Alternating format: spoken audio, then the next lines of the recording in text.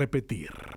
USA Becas. Juntos construimos el mejor futuro para tus hijos. En un país frágil que busca un nuevo destino, José Domingo Blanco, Mingo, colmará tus mañanas de información, opinión y debate. En este espacio, nuevas voces, nuevas opiniones, nuevos actores serán los nuevos protagonistas. RCR presenta Por Todos los Medios con Mingo.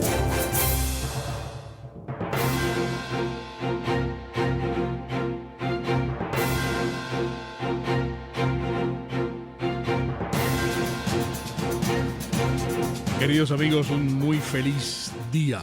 Desde el paraíso, aquí estamos en el paraíso. Desde el paraíso, Caracas, Venezuela, y en nombre de Dios Todopoderoso, arrancamos nuestra transmisión de hoy. Llegamos al lunes 25 de febrero del año 2019. Bienvenidos por todos los medios. Vámonos alza arriba, cuerpo viejo. Y los muchachos para la escuela sin cazuela y salimos con el espíritu erecto, siempre arriba. ¿Cómo era que decía el pana de aquí del micro? El dedus erectus. Muy bien, a bregar, a guapear desde bien temprano, a comerse el día de hoy, que sea muy productivo para todos, es nuestro deseo. Y de este team maravilloso que me acompaña, aquí está Jaime Nestares en la dirección general de la estación, Willy Arcaya en la gerencia de producción, Erika Mendoza y Marilia García en la producción, Jackson Vargas en la información y César Arteaga en el Master Control. Nuestra oración para que nos acompañe, vamos juntos, para que nos acompañe durante todo el día. Nada te turbe, nada te espante, todo se pasa. Dios no se muda, la paciencia todo lo alcanza. Quien a Dios tiene, nada le falta. Solo Dios basta. Amigos, aquí está la gente emergente que cree en la verdad. Estos son nuestros oyentes y nuestros amigos audio participantes. Nosotros aquí en este programa estamos buscando la nueva opinión pública. Esto es por todos los medios, nuevas voces, nuevas ideas, nuevas opiniones, Nueva Venezuela, por RCR, por supuesto, 750 AM y RCR.tv, que es la radio que se ve, que es la casa de todos, es la radio. Ay, es que lo bueno une, amigos. Y aquí estamos juntos en Twitter también, @mingo_1, @RCR750, @PTLmedios, en Instagram. Ya vamos a estar transmitiendo para ustedes en nuestra cuenta Mingo Blanco TV, también RCR750, @PTLmedios, en Periscope, @RCR750, y recuerden, ya lo dije, RCR.tv. Muy bien. Dice mi vecina. Mingo, qué fin de semana. Estuve a punta de valeriana y manzanilla. Y no es que hoy esté tranquila. No te imaginas lo angustiada que amanecí, lo nerviosa que estoy, lo dolida que estoy, lo furiosa que estoy. Por eso la valeriana siento que me va a dar algo. ¿Te acuerdas que el viernes en la mañana te dije que vería el concierto? Lo vi. Y ni siquiera porque las cableteras sacaron de la parrilla los canales que lo transmitían dejé de verlo. Lloré tanto, Mingo. Lo mismo les ocurrió a mis amigas que se fueron de Venezuela. Me contaron que los lagrimones y la nostalgia por el país se les alborotó. Es que ese preámbulo al sábado nos puso a todos muy sensibles y llenos de expectativas. Fue el concierto. Digan lo que digan, no sé si logró recaudar el monto que tenían estipulado, pero el mensaje quedó claro. Queremos una Venezuela libre de dictadura. Queremos una Venezuela próspera. Necesitamos salir de este narcorrégimen y de esta miseria que nos está consumiendo. Por cierto, ¿en qué paró el megaconcierto de los criminales de Nicolás? Porque las pocas veces que puse TVs para enterarme de cómo les estaba yendo, al único que vi fue a Reaza estrechando manos en la ONU. ¡Qué asco! Y ahí tenían un cuadrito chiquito en la esquina inferior derecha de la pantalla del televisor, las imágenes de su concierto y una tarima con alguien a quien no conocí, cantando. Bueno, el asunto es que después de hacer hasta pucheros con el discurso del mexicano Daniel Javif y llorar a moco suelto cuando Chino y Nacho se abrazaron y cantaron juntos, me entero que en Santa Elena de Guairén los Pemones y la Guardia Nacional se habían enfrentado y que además 2 Pemones habían muerto. Eso me pareció un mal augurio. Hay que ser más que criminal para asesinar a un Pemón. Ellos que son tan autóctonos, tan nuestros, y están sufriendo peor que nosotros las consecuencias de este régimen. Que mataran a 2 Pemones e hicieran a unos cuantos más.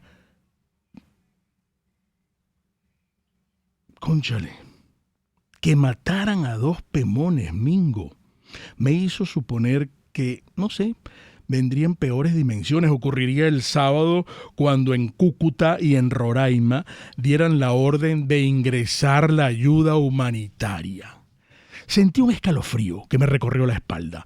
Quise espantar esos malos pensamientos, prendiéndole una velita a mi Virgen del Valle. Dupliqué la dosis de manzanilla y me acosté, rogándole al cielo que todo saliera bien el día siguiente, no solo con la marcha que convocaron en Caracas, sino también con el ingreso de la ayuda humanitaria. Y el sábado otra vez marché, llegué hasta La Carlota y regresé corriendo porque quería ver cuando los camiones de Cúcuta y Roraima cruzaran hacia Venezuela cargados con las cajas. Mingo, en algún momento pensé que los militares y los policías venezolanos iban a ponerse del lado correcto de la historia. Abrigué esa esperanza. Imaginé que desobedecerían las órdenes del tirano y ellos mismos, con sus uniformes de la Policía Nacional Bolivariana y la Guardia, ayudarían a ingresar los alimentos y las medicinas. Pues no. No ocurrió eso. Fue tanta la violencia que no puedo creer que esos represores sean venezolanos. Gente herida, gases lacrimógenos, perdigones, detonaciones, disparos. Las gandolas con la comida y las medicinas incendiadas. ¡Qué dolor, Mingo! Solo espero que las fotos y los videos que se necesitaban para emprender acciones más que contundentes, las que pondrán al asesino de Nicolás y sus esbirros tras las rejas, hayan sido tomadas. Mingo, ¿quieres algo? Voy a la farmacia, se me acabó la valeriana. Cambio y fuera. Está circulando. Amigos, está circulando. Ustedes que toman decisiones importantes todos los días. Les repito, como siempre, la mejor decisión depende de la mejor información. Y aquí está el temerario trío de la información. ¿Cómo están ustedes, Marilia, Erika, Jackson? ¿Cómo pasaron el fin de semana? Sé que no han dormido bien durante estos 3 días, desde el viernes, toda esta jornada dentro. Felicitaciones a todos. Gracias. Por este trabajo. La gente nos paraba en la calle cuando nos veían, la gente nos escribía. Qué bien el trabajo de RCR, ¿vale? Qué impresionante. Ustedes son los únicos, de verdad, parados allí como unos varones y como unas mujeres dentro de la emisora, informando, y nosotros, ávidos de la verdad y de lo que está ocurriendo, solamente podíamos hacerlo gracias a ustedes. Claro, Entonces, estas gracias las extiendo a ustedes, evidentemente. Gracias, Mingo. Y ahí tuvimos que destacar también el apoyo que nos está dando el Pitazo, esa relación allí nosotros como equipo de periodistas, ¿no? Es verdad, es verdad. Bueno, ¿qué nos tienen? Yo voy a tratar demasiada información. Hola, Mingo, demasiada información. Yo creo que deberíamos arrancar con las informaciones de los muertos que hubo en las represiones del fin de semana. Se habla oficialmente en Bolívar, se maneja la cifra de 4 muertos, ¿no? Sí. Estos vienen los 2 primeros. Fue el viernes, en horas de la mañana, la represión contra estos indígenas Pemones. Se habla de una mujer de 45 años de edad. Y bueno, otro individuo de la etnia Pemón, y 2 más el sábado, cuando entró el primer cargamento, el primer transporte que llevaba la ayuda humanitaria, ¿no? Sin embargo, las cifras aún no están muy claras, porque entiendo que Andrés Velázquez hablaba de 14 muertos más que no estaban confirmados. Sí, eso no es oficial. Lo que pasa es que no lo dejaban pasar a los hospitales para constatar y eso. Mucha gente parece que en condiciones necesitando ayuda, y los hospitales no tenían los insumos ni los medicamentos para atenderlos. Entonces, también sobre esa región de la Gran Sabana hay una denuncia de la jefa de la Guardia Territorial Pemón, que ellos decían que sacaron a los presos armados allí ahí, Iris Valera, y la cacería de indígenas. Tenemos el audio, Wilixa nos los puede colocar para escuchar esa denuncia. Estoy resguardando al alcalde y a los capitanes generales. Rafael, escúchame. Vienen 3.000. Ya pasaron para acá. Soltaron a todos los presos, Rafaela. Todos los presos del Dorado los liberaron, los uniformaron y nos los mandaron. Los de Vista Hermosa también, Rafaela. Esto no es una protesta, Rafaela. Esto ya es la guerra que se prendió. Montilla acaba de decir que esta es la guerra que se prendió aquí en el sur. Tienen orden de dispararnos, sea quien sea. Esa es la orden que hay, Rafaela. Es la guerra que se prendió aquí. No es una protesta, hermana. No sé si estaremos totalmente dotados para enfrentar a 3.000 personas, Rafaela. Ya empezó la persecución con los capitanes generales. Al alcalde ya le dieron orden de captura vivo o muerto. Lo quieren vivo o muerto. Por esa razón lo sacamos por la montaña.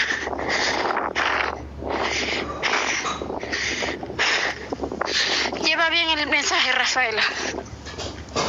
Es la guerra la que prendieron aquí. Bien, ese audio lo escuchábamos de parte del periodista Germán Dan, que es un periodista que también tuvo que irse a Brasil por amenazas. Y hablaban, era con el general Mantilla, de una guerra. Sí.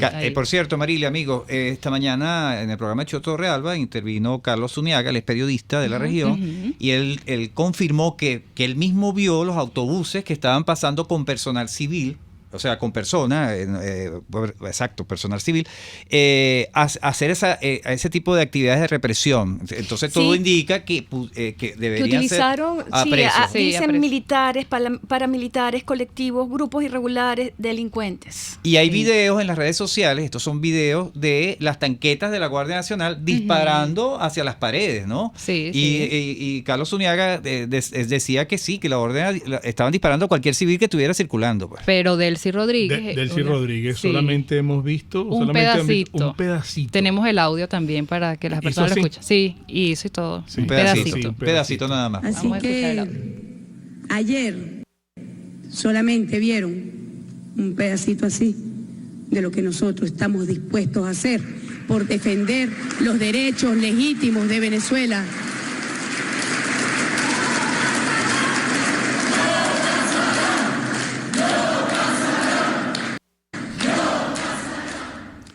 La bufanda es un sinónimo, un símbolo, un símbolo importante, muy ¿no? significativo. La bufanda Hezbollah, ¿no? Sí. Hezbollah. La bufanda de la señora. Caramba, nos deja sin palabras. Pero claro, ¿qué se podía esperar de esta gente, del chavismo madurismo? Esto es un capítulo más lleno de sangre de ellos. Exacto. Desde Puente Llaguno, desde todas las matanzas que ha habido en 20 años, esta es una más. Bueno, había que provocarlos para que el mundo viera lo que se vive aquí en Venezuela. El debate que estábamos haciendo esta mañana. ¿Cuántos muertos más se necesitan para seguir mostrando esta reacción? Entonces, exacto. Bueno, y a la fecha entonces aumenta la cifra de heridos a 340 por los disturbios en los puentes fronterizos de Colombia y Venezuela. Y hoy también tenemos reunión del Grupo de Lima, ¿no? Donde Guaidó me sorprendió el fin de semana porque tiene orden de no salir del país y Guaidó estaba en Bogotá. Sí. Fue recibido con honores. De jefe de Estado, en Bogotá, sí. Sí, esa cumbre del Grupo de Lima va a ser en Bogotá precisamente, ¿no? Y ahí se espera la presencia del vicepresidente de Estados Unidos, Mike Pence, que declaró que en este encuentro del Grupo de Lima, que hay que destacar que el Grupo de Lima lo integran 13 países latinoamericanos más Canadá, un poco para contextualizar a nuestros amigos oyentes, Mike Pence decía que aquí se van a definir los pasos siguientes para solucionar la crisis de nuestro país, o enfrentarla en primer lugar, ¿no? Y bueno, Pompeo decía también que los días de Maduro y de Venezuela están contados. Sí, eso también es significativo. Del equipo de Guaidó me dicen que por favor les comunique a todos que Guaidó va a regresar. en poco tiempo, que Sí. Guaidó va a estar de regreso aquí en Venezuela. En los planes no está un presidente en el exilio. No está un presidente Exacto. interino fuera de Venezuela. Así Va a es. estar muy pronto aquí con nosotros, ¿ok? Y de los militares que se pasaron al lado correcto de la Constitución, se habla de una cifra aproximada de 160 Sí. funcionarios. Destacar que no son desertores. No son desertores. Están Muy del lado de la importante. Constitución. Sí. Tenemos también un audio de cuando Guaidó se reúne con ellos, con los 160. ¿podemos oírlo, Sí, Wilixa? vamos. Y quemaron comida y medicina. Unos colectivos. Eso no se pega. Y vi claramente cómo hubo brazos caídos de muchos oficiales. ¡Fuera la tiranía! ¡Que viva la libertad, mi comandante jefe! La tiranía, viva la libertad, viva el honor y viva la patria de Bolívar. Dios lo bendiga. Oye, un número muy importante. Siempre Néstor se- Reverol decía en este que momento. nuestros organismos de inteligencia han develado un nuevo plan conspirativo. Ujú. Bueno, pero eso también se esperaba, pues, como Sí, declaración. claro. Eso Todas también esas declaraciones ellos se esperaban. toda la Exactamente. violencia del fin de semana Es un libreto. es parte de lo que a lo que nos tienen acostumbrados. Lo de Jorge Rodríguez también, que decía que la oposición pretendía asesinar a personas en la frontera colombo-venezolana y culpar a la oposición de quemar camiones con la No, ayuda. sacaron hasta imágenes, montajes donde le estaban E echando incluso él candela. decía que las guarimbas las habían mudado para, Sí. para los puentes de Colombia y la habían transportado hasta Roraima, ¿no? Exacto. Y Bueno, también hubo reacciones, disculpa Marila, que esto que es importante un poco con esto de los derechos humanos y todo lo que está pasando en nuestro país, declaraciones de la alta comisionada de Naciones Unidas para los Derechos Humanos, Michelle Bachelet. Ella condenó el excesivo uso de la fuerza, o sea, el excesivo, o sea, yo ni siquiera, es un plan, una opinión personal, cuando tú estás hablando de ayuda humanitaria no tienes que ver acciones de fuerza. Sí. Eso ya contradice los protocolos internacionales sobre la entrega de este tipo de ayuda, ¿no?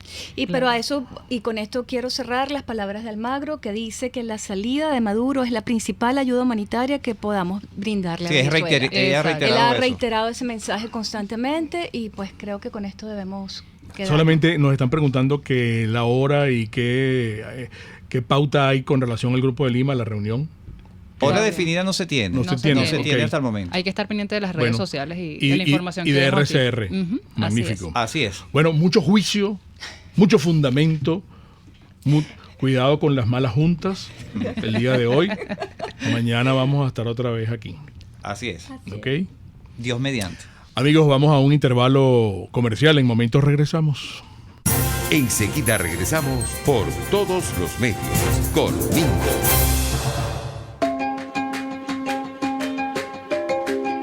Me permiten unos momentos de publicidad.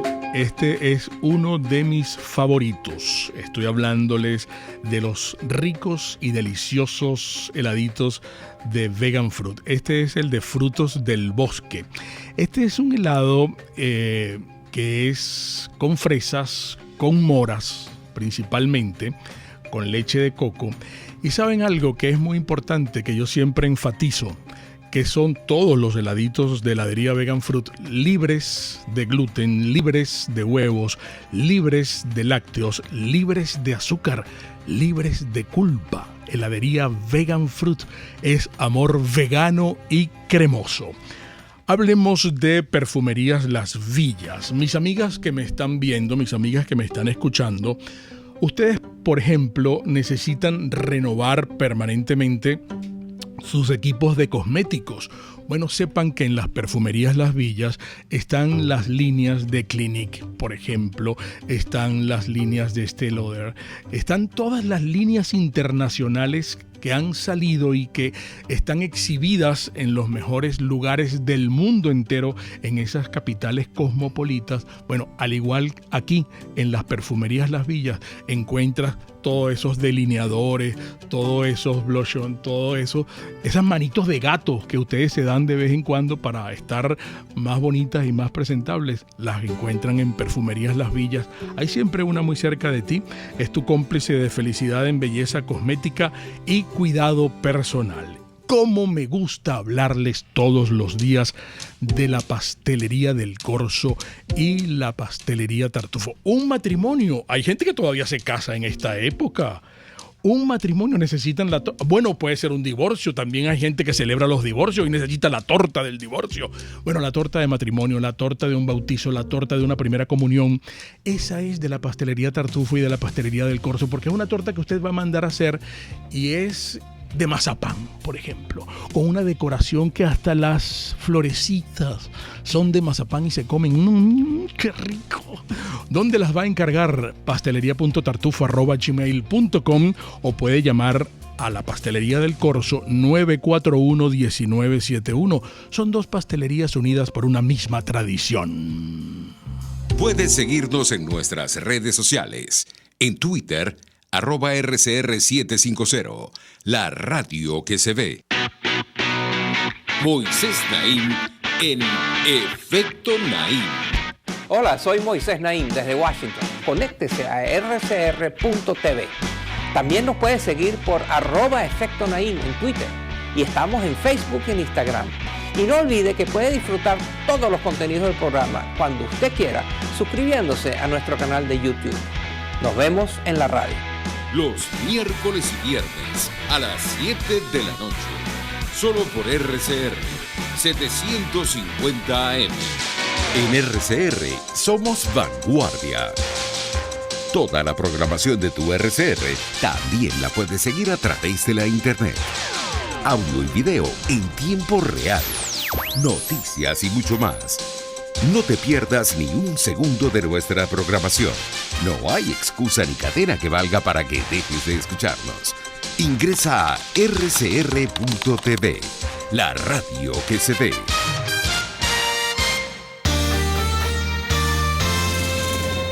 Los temas de actualidad más relevantes son expuestos a la luz de La Linterna. Diego Bautista Urbanija le invita a formar parte de este ameno espacio de charla y análisis con una buena taza de café y al son de buena música. La Linterna, de lunes a viernes, a partir de las 2 de la tarde, por RCR 750 AM. Un lugar de encuentro para el talento venezolano, dentro y fuera de nuestro país.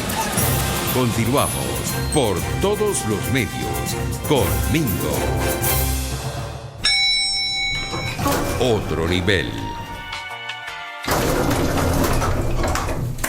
Otro nivel es nuestro segmento de entrevista y una vez más, porque lo requerimos, está con nosotros nuestro gran amigo el doctor Héctor Turupial. Querido Mingo, conocen, querida Erika. Abogado, profesor de la UCAP. Hay muchos temas que se agolpan acá en nuestra mesa de trabajo para conversar y escuchar. Siempre es tan esclarecedor escuchar la palabra del doctor Turupial. Y por los acontecimientos, por lo que ha vivido la sociedad venezolana, quisiéramos, antes del temario que nosotros en el equipo de producción, que vamos a tratar con el doctor Turupial, muchos temas, pero yo quisiera preguntarte, Héctor, de cara a lo vivido, especialmente el sábado, que es, diría, otro capítulo manchado de sangre. Sí, señor. ¿Cómo podemos entender la forma de interpretar que tiene el chavismo, madurismo, aspectos verticales de la administración de justicia como son los derechos humanos? Yo quisiera que tú nos dieras una clase breve sobre esto, porque yo no la entiendo. Bueno, es que es inentendible.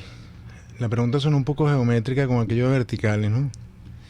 Sí. Pero básicamente lo que hay que entender es que el régimen chavista, el régimen madurista, es un régimen delincuencial.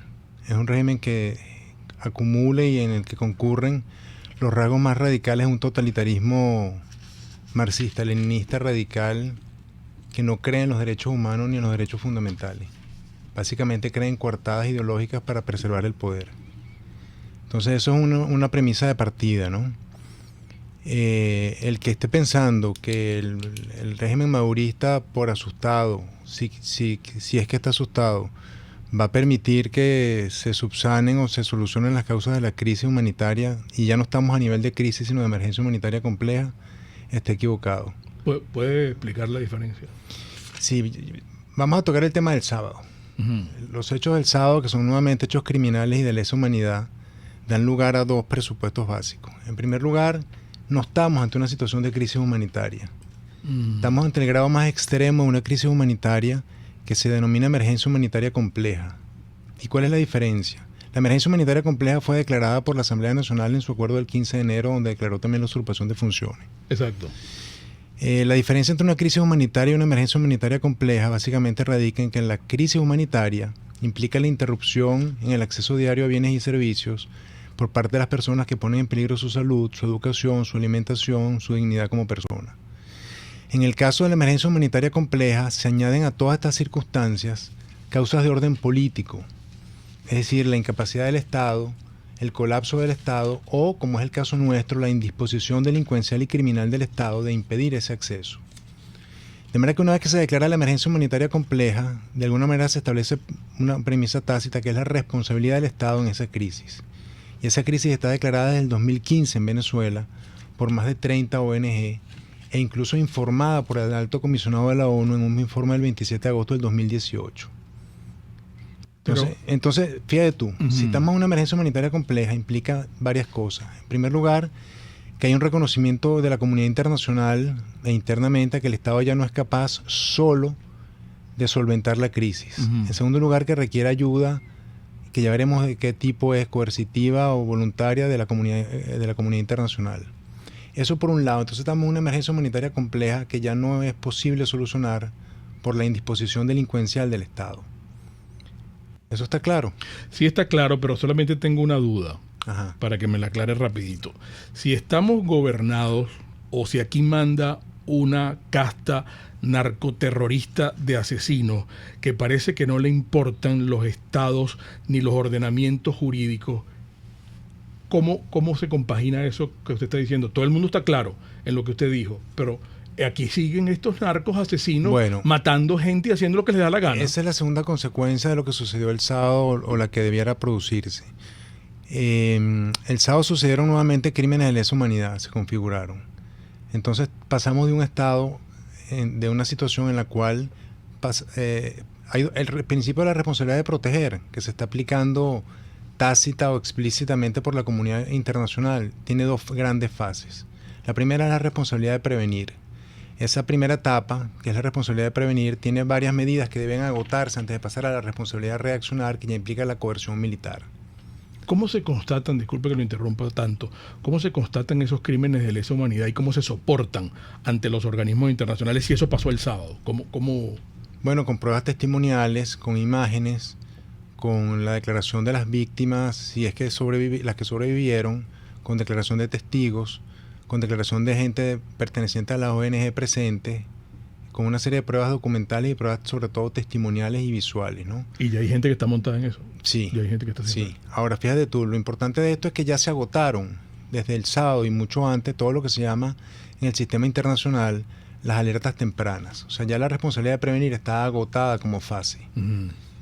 Y entonces debiéramos estar transitando hacia la responsabilidad de reaccionar, que ya implica la coerción militar. Debiéramos, porque no sabemos cuál va a ser la decisión de los grupos políticos internacionales y de la comunidad internacional. Eso es el Grupo de Lima hoy. Entre otros. Pero si tú me preguntas cómo se agotan la fase que corresponde a la responsabilidad de prevenir, básicamente tiene varios pasos. En primer lugar, las medidas de orden diplomático, las medidas de orden económico y básicamente dos premisas que ha establecido el derecho de la ONU, que implica alentar a los estados a poner solución ellos mismos a los problemas que sufren sus connacionales y a que adopte las medidas adecuadas y proporcionales a esos problemas. Eso obviamente ninguna de las dos premisas está siendo cumplida por el Estado venezolano, sino todo lo contrario. El Estado venezolano sigue implementando políticas eliminacionistas y de exterminio. Represivas. No solo represivas, pues pudieran reprimir. De exterminio, incluyendo matando, pues, la ejecución extrajudicial, como fue el caso de Óscar Pérez, que ya está documentado en el informe del alto comisionado del 2018. Entonces esa fase está más que agotada y entramos a la fase subsidiaria, que según el derecho internacional solo procede una vez que se agota esa fase, que es la responsabilidad de reaccionar. La responsabilidad de reaccionar ya no va dirigida al Estado, que es causante de violaciones masivas de los derechos humanos, sino a la comunidad internacional. E implica, entre otras, pero fundamentalmente ya la coacción y la coerción militar. ¿Usted cómo define la parte internacional? La parte internacional puede ser dos vías, o la llevada de la propuesta de una intervención multinacional militar o del uso de la fuerza ya formalmente aprobada a la ONU, a la Asamblea General, para que sea el Consejo de Seguridad el que decida. Y allí hay divergencias porque en el informe de la Cumbre Mundial del 2005 se estableció, entre otras premisas, por el informe y por la Comisión Internacional de Intervención y Soberanía, formada a petición de Kofi Annan y del gobierno de Canadá, que si el Consejo de Seguridad se paraliza, puede la Asamblea General adoptar la decisión. Pero hay toda una discusión. O por la comunidad internacional. Entonces, en este momento, lo que está flotando en el ambiente, lo que debería flotar, es ya la activación de la responsabilidad de reaccionar. No cabe ninguna duda que la responsabilidad de prevenir está más que agotada. El gobierno del sábado puso de manifiesto que no solamente no está dispuesto a permitir la ayuda humanitaria ante una emergencia humanitaria compleja, sino que está dispuesto a seguir imponiendo un sistema de sumisión por depauperación de la población. ¿Queda descartado el diálogo? ¿Queda descartada la solicitud de elecciones? Porque vamos al paso del accionar militar. No quedan descartados, pueden correr en paralelo, pero las opciones que debieran manejarse en este momento son, por un lado, el diálogo. Sí, el diálogo siempre debe estar permanentemente sobre el tapete, pero básicamente en este momento, desde el punto de vista fáctico, desde el punto de vista de derecho internacional, es viable, es considerable plenamente la opción del uso de la fuerza militar. ¿Cuál es el peso específico que juegan Rusia, China, Cuba, Irán, Arabia y otros países en ese tablero? Bueno, el peso que han jugado en otros casos de uso de invocación del principio de la responsabilidad de proteger, como por ejemplo en el caso de Libia o en el caso de Siria, en unos casos no han vetado, pero se han opuesto sin intervenir, y en otros casos han vetado expresamente. Yo creo que China, Rusia y Cuba y algunos países árabes tienen intención de impedir o de bloquear el uso de la invocación del principio, pero creo que la comunidad internacional, sobre todo el Grupo de Lima y el peso que tienen los Estados Unidos, van camino al manejo de esa opción. Ahora, en los estándares internacionales se requiere que se cumplan 6 presupuestos para que el uso de la fuerza militar se considere adecuado. Esos 6 presupuestos, más o menos reuniendo diversos criterios internacionales, son que se trate de una autoridad legítima, la que autorice la fuerza, que en este caso pudiera ser la ONU, o pudieran ser grupos regionales de países de la comunidad internacional, que se trate de un medio residual, o sea, que se hayan agotado todas las etapas y los presupuestos de medidas de la responsabilidad de prevenir, que haya una causa justa, que se trate de prevenir un mal y que haya probabilidad de éxito. Todos esos supuestos están dados. ¿Y dónde quedan aspectos como la autodeterminación de los pueblos y la soberanía y la libertad de los países? La autodeterminación de los pueblos y el principio de soberanía han sufrido una mutación en el ámbito del derecho internacional. Hoy en día se entiende que por encima de la soberanía interna de los países está la responsabilidad de esos estados de proteger a sus ciudadanos. Si el Estado no puede, no quiere, o se convierte en un Estado terrorista, como es el caso nuestro, como es el caso de nuestro Estado, de este régimen, hay por encima de ello un principio que es la no indiferencia y la seguridad colectiva, que fue reelaborada a partir después de la Guerra Fría, de los cambios que hubo en la política internacional en los años 90, donde se apreció un marcado viraje de los conflictos interpaíses por los conflictos internos o intrapaíses. Eso hizo que aparecieran políticas y principios nuevos en el derecho internacional, de la justum bellum, de lo que es la guerra justa, que tiene unos largos antecedentes en la historia del derecho de resistencia y en el derecho natural, que culminaron en la elaboración del principio de la responsabilidad de proteger. O sea, hoy en día se acepta que aun cuando el principio de soberanía tiene primacía, este cede cuando se están realizando violaciones masivas o ejecutando de derechos humanos dentro de un Estado. Y esa es la emergencia humanitaria compleja en la que estamos en este momento. La emergencia humanitaria compleja forma parte de eso, y básicamente lo que enuncia es, y díganme ustedes si no estamos en eso, que un Estado debe recibir, aceptar o ser impuesto de ayuda internacional cuando no es capaz de proveer, y estos son los índices más o menos que enuncia el derecho internacional. El derecho a la salud. Aquí sabemos la crisis de salud. De hecho, la emergencia humanitaria compleja en materia de salud está declarada desde hace 2 años. en materia de educación, en materia de acceso al agua potable, en materia de acceso a las medicinas, en materia de dignidad de las personas, y un índice que toma muy en cuenta la OCHA, que es la Oficina de Asuntos Humanitarios de la ONU, es la existencia de una migración masiva. De manera que todo eso está dado, y todo eso está dado de manera concurrente desde por lo menos el 2015 en Venezuela. Esa intervención militar, cuando es votada y aceptada, ¿se anuncia? ¿Se participa? ¿O eso es sorpresa y los venezolanos estamos en una cuenta regresiva para que eso llegue en cualquier momento a nuestro país? No es sorpresiva. Eso tiene su proceso ante la ONU, o puede ser decidido por un conjunto de países de la comunidad internacional, en cuyo caso sería un conflicto político un poco más delicado, pero en la ONU tiene su proceso ante el Consejo de Seguridad y luego ante la Asamblea General de aprobación mediante resolución. La resolución establece los términos de la intervención, los países que participan, los métodos de la intervención y probablemente las modalidades de esa intervención. Porque una de las características es que la intervención tiene que ser proporcional al éxito que se quiere y durar el tiempo mínimo necesario para lograr los objetivos, sobre todo de cese de la violación de los derechos humanos fundamentales. Pero conociendo a los degenerados que están al frente de este mal gobierno, de este desgobierno, entonces pareciera que vamos a una guerra. Esto no es un gobierno, esto es un régimen. Por eso, vamos a un régimen dictatorial, porque hay régimen democrático.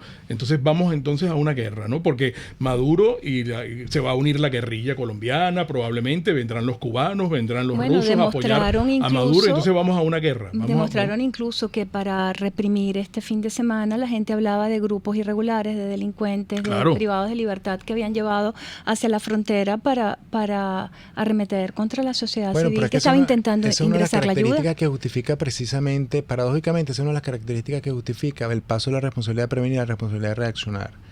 El uso de grupos paramilitares de la muerte, de exterminio, móviles o parainstitucionales por parte de un Estado que ha adoptado como política pública el terrorismo.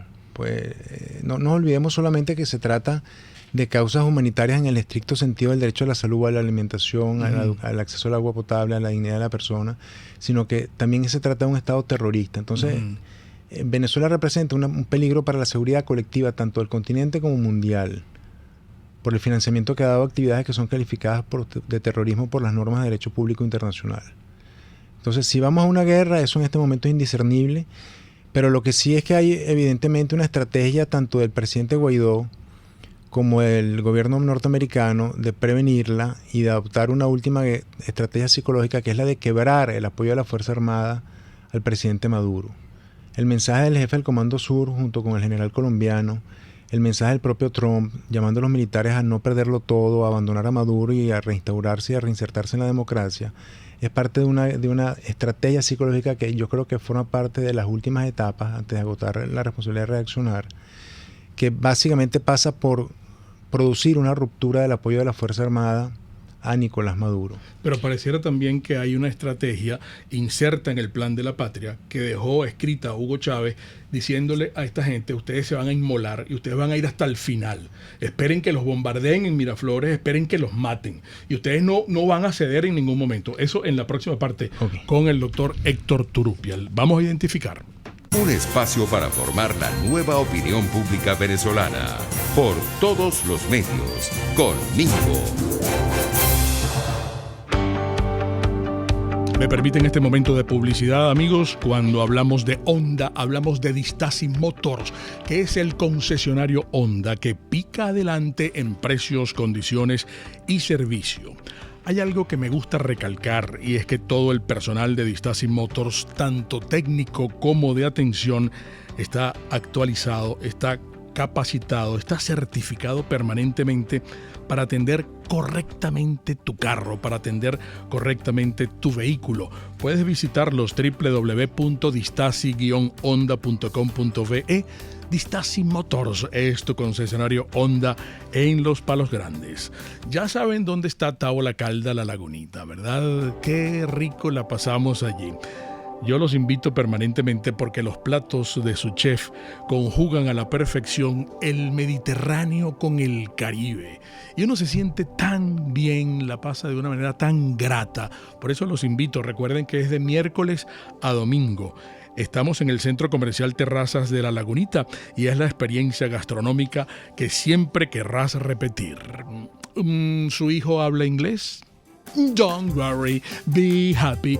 Don't worry, be happy. Don't worry, be happy. USA Becas tiene los mejores cursos de inglés, de francés, de alemán en Estados Unidos, en Canadá y en Europa. Y hoy quiero destacar un programa que es en inglés, en los Estados Unidos, concretamente a través de la empresa aliada de USA Becas, que es ELS Language Center. Y me gusta mucho porque no necesitas visa de estudiante, solo necesitas tu visa de turista. Además es muy flexible, es por semanas y tú decides cuántas semanas quieres y cuántas horas diarias. ¿Qué esperas entonces? ¿Quieres más información? Anota el teléfono de USABECA 0414-235-9929 o los visitas en www.usabecas.org. Juntos construimos el mejor futuro para tus hijos. Puedes seguir nuestra programación a través de rcr.tv, la radio que se ve. Los temas de actualidad más relevantes son expuestos a la luz de La Linterna. Diego Bautista Urbaneja le invita a formar parte de este ameno espacio de charla y análisis con una buena taza de café y al son de buena música. La Linterna, de lunes a viernes, a partir de las 2 de la tarde, por RCR 750 AM. RCR 750 AM, porque lo bueno une. Un periodista espontáneo, frontal, observador, inconforme, con mucho que decir y escuchar. Regresamos por todos los medios con Mingo. Continuamos con el doctor Héctor Turupial. Doctor, usted decía que hay una estrategia para quebrar a la Fuerza Armada. Es que siempre eso es como perdón, evidente. Mingo, no para quebrar a la Fuerza Armada, sino para quebrar el vínculo cerezoliano entre la Fuerza Armada con Maduro. Uh-huh. Y yo, sin embargo, este fin de semana quería ver tal vez a más militares sumándose y reconociendo a Juan Guaidó como el presidente interino de Venezuela. Hubo una cantidad, sí hubo quienes reconocieron, se habla de 140, 150 militares que reconocen al presidente Guaidó y sin embargo, ¿qué les mantiene atados al resto de las Fuerzas Armadas Nacionales? ¿Qué los mantiene atados con este régimen? Mira, yo creo que hay varias razones. Lo primero es que efectivamente, como le anticipaba Mingo, ha tenido éxito la aplicación de la tesis cerezoliana Unión Pueblo Fuerza Armada. Fuerza Armada. Efectivamente, esa tesis implica que de alguna manera la Fuerza Armada se ha vinculado de manera competencialmente indebida con actividades populares de las cuales obtienen beneficios.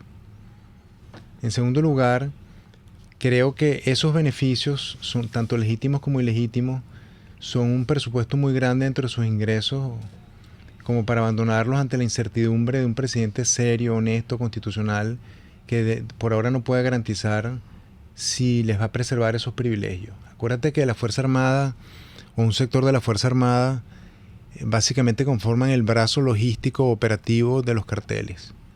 Y cuando hablo de carteles en su sentido amplio, de carteles del narcotráfico, de carteles de contrabando, de carteles de abigeato, de carteles de extracción de comida, de prostitución, claro, de trata de blancas. De manera que esos son beneficios ilegítimos, por así decirlo, que un gobierno que los ha enriquecido y que los sigue enriqueciendo. Claro, de armas. De armas, claro, de intercambio económico con grupos terroristas y con grupos guerrilleros, de secuestro. Es decir, están como divididos por nichos y por zonas operativas, por áreas operativas y por materias, ¿no? La distribución de alimentos, el manejo por detrás de los chinos de PDVSA. Entonces, frente a ese menú de aperitivos ilícitos, que representa una oferta democrática para un gran grueso de esos militares y una oferta de valores y de principios constitucionales. Un saludo a la bandera. Pero Chávez, que es como un Mefistófeles para esa gente, si Chávez dejó eso por escrito en el Plan de la Patria o les inyectó esa teoría, ustedes van hasta el final, ustedes se van a inmolar por mi revolución, por la revolución de Fidel, por esto que estamos viviendo, que son 20 años ya. Pero es que, Mingo, yo no creo... Que era su lema al principio, ¿no? Yo creo que el patria, socialismo o muerte. Vamos hasta el final. Maduro va a esperar que lo bombardeen en Miraflores. Esa invocación falangista que hizo Chávez con esa frase y con ese llamado, que básicamente es un llamado de fidelidad a la revolución, yo creo que los primeros años tuvo efecto. Hoy en día no se trata de una fidelidad ideológica, sino de una fidelidad delincuencial a los negocios que tienen preservado. Pero Delcy Rodríguez dice solamente ustedes vieron un pedacito de lo que estamos dispuestos a hacer. Bueno, es que yo creo que no van a salir por las buenas. Siempre lo dije, ¿te acuerdas? Hace 10, 15 años. No van a salir por las buenas porque fuera del régimen que han instaurado corren el peligro de que se les aplique la justicia internacional a muchos de ellos y la justicia nacional al resto. ¿Cómo salen por las malas? Mediante una intervención. ¿Cómo es la intervención? ¿Cómo podemos adelantar? ¿Cómo la visualiza Héctor Turupial? Mira, yo visualizo, yo no soy experto ni estratega militar, a pesar de que he leído de vez en cuando a Sun Tzu. Pero ha sido abogado de militares. Sí. Sería una intervención selectiva, una intervención muy bien programada por fuerzas que cuentan con dos grandes grupos de inteligencia que han extraído mucha información en Venezuela. ¿Cuáles son esos dos grupos de inteligencia? Bueno, yo quisiera reservarme eso. No, yo le pido que me lo... Ok, está bien. Un grupo que pertenece a un país vecino, que es quizás de las inteligencias más depuradas del mundo, y un grupo de una comunidad muy afectada, no solamente históricamente, que tenía entre 22 y 25 mil miembros, de los cuales hoy quedan 5 mil miembros de su comunidad en Venezuela, que es quizás el grupo de inteligencia junto con los británicos y los americanos más eficaz del mundo, que han suministrado información casi puntual de la ubicación de objetivos conflictivos militares en Venezuela. Entonces creo que los americanos y esa coalición multinacional cuentan con información de inteligencia privilegiada. Entonces la intervención o la acción humanitaria para dar solución por un lado y para instaurar agentes humanitarios en Venezuela y por otro lado para adoptar soluciones militares debiera ser selectiva, a corto plazo. Eso forma parte de la emergencia humanitaria compleja. Forma parte de los supuestos de la acción humanitaria para solucionar una emergencia humanitaria compleja. Forma parte de la segunda fase del principio de la responsabilidad de proteger, que es la responsabilidad de reaccionar, que es subsidiaria con la coacción militar y solo procede una vez que se han agotado las fases que corresponden o los presupuestos de hecho que corresponden a la responsabilidad de proteger, de alerta temprana. Ahora, ¿cómo va a ser esa intervención? Si va a existir siquiera. Hay gente que espera todavía que Maduro agarre un avión una noche y se vaya. Pero yo no lo veo. No veo a los militares, sobre todo el alto mando en su grueso, renunciando y entregándose al presidente Guaidó, al régimen constitucional. No hay muchos implicados, no solamente los del alto mando militar. No, muchísimo, está claro Diosdado, que sí. Está todo, y todos tienen unas bandas. No, claro, y todos son los líderes de bandas de cuerpos parainstitucionales y paramilitares. Son mafias. Son carteles. Sí. Son carteles porque van más allá de una mafia simple, pues están organizados por jerarquías y básicamente han instaurado un pranato en Venezuela, una sociedad pranática. Pero ¿cómo va a ser esa intervención? Eso ahorita es indiscernible, Mingo. Depende de las fuerzas que participen, depende de por dónde se planifique, depende del momento en que se haga, depende de la información interna de inteligencia que se tenga respecto a la capacidad de reacción o de inacción o de colaboración que tengan sectores de la Fuerza Armada Nacional. Ahora, ¿por qué los militares, entre otras cosas, no son más explícitos en su apoyo al presidente Guaidó? Por la labor efectiva también de la inteligencia cubana. El G2 cubano tiene 20 años con una guerra psicológica aquí, dentro de la Fuerza Armada, contra la sociedad venezolana, que ha sido absolutamente efectiva y corruptora y desvalorizadora de lo que eran los presupuestos de ética militar de nuestra Fuerza Armada venezolana. ¿Con qué cuenta los organismos de inteligencia de la Fuerza Armada Nacional? Los propios organismos de inteligencia. ¿Con qué cuentan? ¿En qué sentido? Ellos están al tanto de esa parte de inteligencia foránea cómo se maneja. Sí, pero no han podido ubicar el grueso de esa inteligencia, pues esa inteligencia es demasiado efectiva.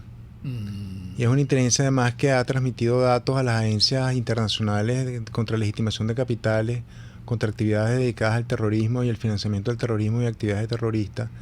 De manera que aun cuando el G2 es muy eficaz, no cuenta con la misma tecnología. No cuenta con la misma tecnología y no cuenta con el mismo tiempo de infiltración que esas agencias de inteligencia tienen en Venezuela.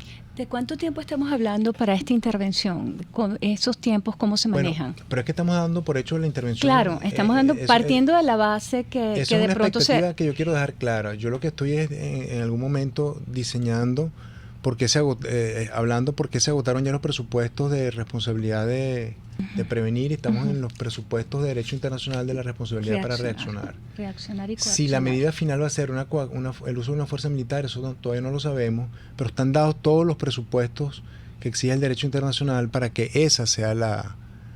Y de allí a tomar la decisión, el tiempo... De allí a tomar la decisión va a depender de factores políticos, de las negociaciones que se realicen, de las negociaciones que se sigan manteniendo con el régimen y con los líderes del régimen. De manera que, pero de que estamos en ese momento desde el punto de vista fáctico a partir de lo que pasó el 23. Entonces el derecho está subordinado a la guerra. Hasta en la guerra debe regir el derecho. Se nos agotó el tiempo, lamentablemente. Mingo. ¿Cuándo viene? De nuevo. Cuando usted mande su público. Honrado por esta doble invitación. Por favor, en una semana, sí. Ha sido un honor de verdad. Qué bueno. Gracias al doctor Héctor Turupia, a ustedes amigos. Y recuerden, el comunismo te quiebra las rodillas para que tengas que darle las gracias por las muletas. Hasta mañana. RCR